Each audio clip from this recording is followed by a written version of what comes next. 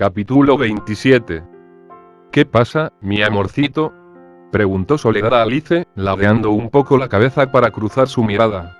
Desde que Fernanda estaba ingresada comía con ellos, porque estar solos los dos, padre e hija, frente a frente, les resultaba insoportable. El padre había tomado la costumbre de no cambiarse de ropa al volver del trabajo, y cenaba con chaqueta y corbata, que se aflojaba un poco, como si estuviera de paso. Mientras cenaba leía un periódico y solo a ratos levantaba la vista, para ver si la hija tomaba al menos algún bocado. Comer en silencio era ya norma y solo molestaba a Sol, que se acordaba siempre de los bulliciosos almuerzos de su casa, cuando era una niña y no se imaginaba que le esperaba aquel futuro. Alice, que ni siquiera había mirado la chuleta y la ensalada que tenía en el plato y solo bebía agua, a traguitos y mirando el vaso que se llevaba a los labios con los ojos bizcos, sería como si tomara un medicamento, se encogió de hombros y dirigió a Sol una fugaz sonrisa. Nada, que no tengo hambre, contestó por fin. Su padre volvió la página nerviosamente, y antes de posar de nuevo el periódico en la mesa lo sacudió con ímpetu y echó un vistazo al plato intacto de la hija, aunque nada dijo, empezó a leer, desde la mitad y sin entender de qué iba, el primer artículo que cayó bajo sus ojos. Sol, añadió Alice. ¿Sí? ¿Cómo te conquistó tu marido? La primera vez, digo. ¿Qué hizo? Soledad dejó de masticar un momento y luego prosiguió más lentamente, para tomarse su tiempo. Lo primero que le vino a la memoria no fue el día que conoció a su marido, sino la mañana en que se levantó tarde y, descalza, lo buscó por toda la casa. Con los años todos los recuerdos de su vida conyugal se habían concentrado en aquellos pocos instantes, como si el tiempo compartido con su marido no hubiera sido sino el preludio del fin. Recordó que aquella mañana se había quedado mirando los platos sin fregar de la noche anterior y los cojines en desorden del sofá. Todo estaba exactamente como lo habían dejado y se oían los mismos ruidos de siempre. Sin embargo, algo había en la disposición de los objetos, en el modo como la luz incidía en ellos, que la dejó clavada en medio del salón, con el alma en vilo. Y de pronto supo, con una claridad abrumadora, que él se había ido. Dio un suspiro de afectada nostalgia y contestó. Todos los días me recogía en el trabajo y me llevaba a casa en bicicleta. Y me regaló unos zapatos. ¿Unos zapatos? Sí, blancos, de tacón alto. Sonrió y con los dedos indicó la longitud del tacón. Preciosos. El padre de Alice soltó un resoplido y se rebulló en la silla, censurando tácitamente aquel tema de conversación. Alice se imaginó al marido de Soledad saliendo de la zapatería con la caja bajo el brazo. Lo conocía por la foto que ella tenía colgada sobre la cabecera de su cama, en cuyo cáncamo había insertada una ramita de olivo. Así distrajo un momento su pensamiento, aunque no tardó en ocuparlo de nuevo Matías, para no dejarlo ya. Había pasado una semana y seguía sin llamarla. Pues iré ahora mismo, se dijo. Pinchó y comió un poco de ensalada, el vinagre le escoció en los labios, para que su padre viera que se alimentaba, y aún masticando se levantó de la mesa y dijo. Tengo que irme. Enarcando las cejas, su padre repuso. ¿Y se puede saber a dónde, a estas horas? A donde yo quiera, contestó desafiante Alice. Pero bajando el tono aclaró, a casa de una amiga. Él movió la cabeza, dando a entender que le daba igual. Por un instante Alice lo compadeció, viéndolo allí tan solo con su periódico, y tuvo el impulso de darle un abrazo y contárselo todo y pedirle consejo, pero al instante la misma idea la sobrecogió. Dio media vuelta y se dirigió resueltamente al baño. Su padre dejó el periódico y se frotó los párpados cansados. Sol se recreó otro ratito con el recuerdo de los zapatos de tacón alto, tras lo cual lo relegó de nuevo al olvido y se levantó para quitar la mesa. De camino a casa de su amigo, Alice puso la música alta, pero si al llegar le hubieran preguntado qué escuchaba no habría sabido decirlo. De pronto estaba furiosa. Sabía que iba a estropearlo todo, pero también que no había remedio. Al levantarse hacía un rato de la mesa había superado el invisible límite más allá del cual las cosas ocurren por sí solas. Lo mismo le había pasado cuando el accidente de esquí, en que bastó que desplazara hacia adelante el centro de gravedad unos milímetros para acabar cayendo de cabeza en la nieve. A casa de Matías solo había ido una vez y no pasó de la sala de estar. Aquel día, mientras Matías subía a mudarse a su habitación, cambió con la madre unas embarazosas palabras.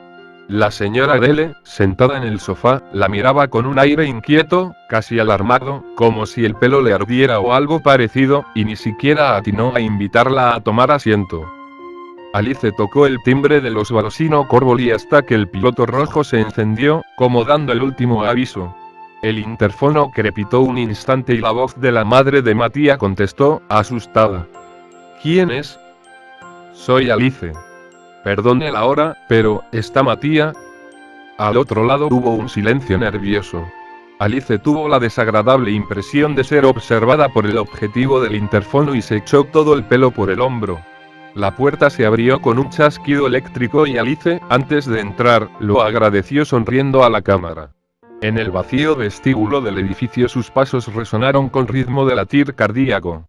La pierna coja parecía más muerta que nunca, como si el corazón se hubiera olvidado de irrigarla. La puerta del piso estaba entornada, pero no había nadie esperándola. Alice pidió permiso y entró. Matías salió del salón, se detuvo a no menos de 3 pasos de ella y sin mover un miembro le dijo: Hola. Hola. Siguieron quietos, examinándose, como dos perfectos desconocidos. Matías, que calzaba pantuflas, había montado el dedo gordo del pie sobre el vecino y los oprimía entre sí y contra el suelo como si quisiera aplastarlos. Perdona, sí. Pasa, dijo Matías con voz mecánica. Alice quiso cerrar la puerta pero la palma sudada le resbaló por el pomo de latón. Sonó un portazo que hizo retemblar las maderas y Matías tuvo un arranque de impaciencia. ¿A qué ha venido?, se preguntó. Tuvo la sensación de que la Alice sobre la que acababa de hablar a Dennis no era la misma que ahora se presentaba en su casa sin avisar. Era una idea absurda y quiso conjurarla, pero no logró superar aquella sensación de fastidio. Se le ocurrió una palabra: acorralado. Y recordó cuando su padre lo derribaba sobre la alfombra y, aprisionándolo entre sus brazos enormes, le hacía cosquillas en la barriga y las costillas. Él se desternillaba hasta enrojecer. Alice lo siguió al salón. Los padres de Matías esperaban en pie, formando un pequeño comité de bienvenida. Buenas, los saludó ella, encogiéndose de hombros. Hola, Alice, contestó Adele, aunque sin moverse del sitio. Pietro, en cambio, cosa inesperada, se acercó y le acarició el pelo. Cada vez estás más guapa. ¿Qué tal tu madre? Adele, que esbozaba una sonrisa fija, se mordió los labios lamentando no haberlo preguntado antes ella. Alice se sonrojó, pero no queriendo parecer melodramática contestó. Como siempre, Aisge. Deséale lo mejor de nuestra parte, dijo Pietro. Y los 4 se quedaron mudos. El padre de Matías miraba a Alice como si fuese transparente, y ella trató de disimular su cojera equilibrando el peso sobre las 2 piernas. De pronto tomó conciencia de que su madre no conocería ya a los padres de Matías y lo sintió, pero aún sintió más ser la única en darse cuenta. Id arriba si queréis, dijo al final Pietro. Alice sonrió a Adele, inclinó la cabeza ante Pietro y salió del salón. Matías se había adelantado y llegó antes a su cuarto. ¿Cierro?, preguntó ella al entrar, sintiendo que el valor la abandonaba de pronto. Matías se sentó en la cama y cruzó las manos sobre las rodillas. Alice paseó la mirada por la reducida habitación. Los objetos aparentaban no haber sido tocados nunca, parecían pulcramente expuestos en el escaparate de una tienda. No había nada superfluo, ni fotos en las paredes ni muñecos infantiles conservados como fetiches, nada que transmitiese esa sensación de familiaridad y cariño que suelen tener las habitaciones de los adolescentes. Alice, que tenía la cabeza y el cuerpo hechos un lío, se sintió fuera de lugar. Sin pensarlo realmente, dijo: un cuarto muy bonito. Gracias. Sobre sus cabezas flotaba una gran burbuja llena de cosas que tendrían que decirse y los dos miraban al suelo para no verla. Apoyándose contra el armario y deslizándose por él, Alice se sentó en el suelo, la pierna sana flexionada sobre el pecho. Procuró sonreír. Bueno, ¿qué se siente al ser doctor? Matías encogió los hombros y esbozó una media sonrisa. Nada especial. Nunca estás satisfecho, ¿eh? Eso parece. Alice emitió un murmullo afectuoso y pensó que no había razón alguna para sentirse violentos, aunque de hecho lo estaban, de una manera invencible. Y eso que últimamente te han pasado un montón de cosas. Así es. Alice dudó en decirlo, pero lo soltó con la boca seca. Algunas de ellas bonitas, ¿o no? Matías encogió las piernas y pensó. Me lo temía. Sí, algunas. Sabía muy bien lo que debía hacer. Levantarse, sentarse a su lado, sonreír, mirarla a los ojos y besarla. Pura mecánica, trivial sucesión de acciones que lo llevarían a aplicar su boca sobre la de ella. Aunque en aquel momento no le apetecía, podía hacerlo, podía confiarse al automatismo del acto. Quiso levantarse pero no pudo.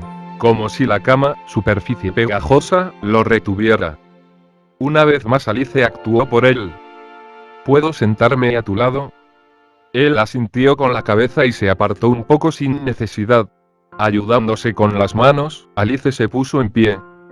Sobre la cama, en el sitio que Matías había dejado libre, había una hoja escrita a máquina y plegada como un acordeón en 3 partes.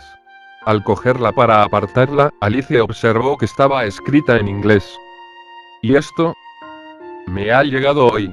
Una carta de una universidad. Ella leyó el nombre de la ciudad, escrito en negrita en la esquina superior izquierda, y los ojos se le empañaron. ¿Y qué te dicen? Me ofrecen una beca. Alice sintió un mareo y palideció. ¡Guau! Dijo aparentando alegría. ¿Para cuánto tiempo? 4 años. Ella tragó saliva. Seguía de pie. ¿Y vas a aceptar? Musitó. Aún no lo sé, contestó él como excusándose. ¿Tú qué harías? Alice permaneció con la hoja en la mano, la mirada perdida. ¿Tú qué harías? Repitió él, como si creyera que no lo había oído. ¿Qué haría? Contestó ella en un tono repentinamente duro que casi sobresaltó a Matías. Sin saber por qué, Alice pensó en su madre, ingresada en el hospital, aturdida a base de fármacos. Miró impasible el papel y tuvo impulsos de romperlo. Pero lo dejó de nuevo en la cama, donde tendría que haberse sentado ella. Sería conveniente para mi carrera, se justificó Matías.